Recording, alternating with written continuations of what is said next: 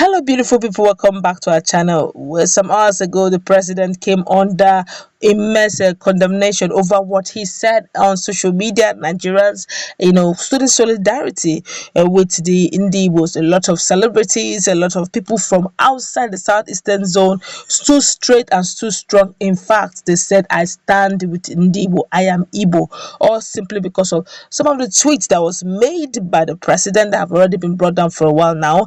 And of course, because of that, several reactions, some of the chairman Senate Committee on Foreign Relations have decided to speak up and say, look, whatever the Southeasterners want, they will give them food for food, challenge for challenge. But before we go into the newspaper to find out what he said that is already trending. Nigerians are talking. Like and subscribe to our channel by clicking on the red subscribe button.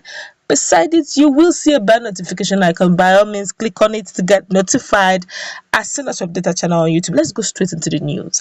Well, the chairman Senate Committee on Foreign Relations, Senator Adamu Bokachua, has declared that the Nigerian government will not bow to the demands of those he described as insurgents in the southeast. According to him, the Southeast had tried separating from the country before, which resulted to a civil war, wondering if they, that's the Southeast, want to take that same route again, warning that Nigerian government will have no choice. According to him, the government will fight them and give them what they want. It's almost in sync with what the president said the other time, but let's continue anyway. He said Damu also believes that what is going down, the kidnapping, the banditry, and agitations are all preluding to the general elections in 2023, insisting there would be no zoning of the presidency because it is undemocratic and unconstitutional. It has gotten to the time now where it is now the southern part to decide. They're not saying there's no more zoning, knowing fully whether they have the number. But let's continue with the news. There are people who feel democracy is not good enough for them and they want to devise their own means of belonging to this entity called Nigeria. And if they don't have their wish, they will let Nigeria go to pieces, he said on Channels Television. So is it that anything that the Constitution allows or encourages? So they are absolutely outside the realm of the Constitution. They are just rebels, okay?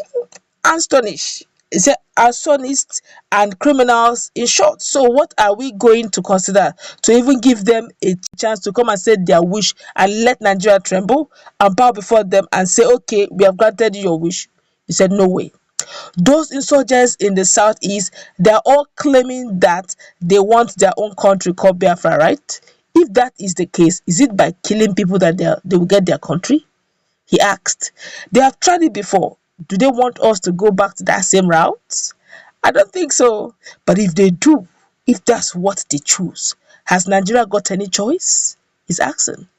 Well, we will just allow them bow and say, well, do you think we'll just allow them and bow down and say, we'll grant you your wish? No. Nigerian government has to stand out, fight them and give them what they want. The Southeast have been clamoring to be given the opportunity to produce the next president of the country come 2023. But Senator Bokachua pointed out that politics is a game of number, adding that politics and political parties should be allowed to present the right candidate from any zone for Nigerians to pick from. I believe these banditries, kidnapping, agitations are all prelude to the 2023 elections, he added. I don't even believe in zoning. I believe the right candidates should be fielded by all parties and then let Nigerians choose from the best amongst them.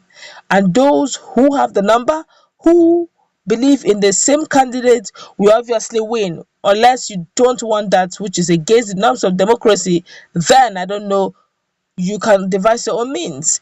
I don't believe zoning is democratic. I don't believe zoning will produce the best president for this country. All right, he has said this and it's quite generated a lot of reactions. Nigerians are reacting all over. It has been trending for hours now, and it has generated a lot of topics. But let's just look at this very critically. I want to start from the past. So now, he said he doesn't believe in zoning.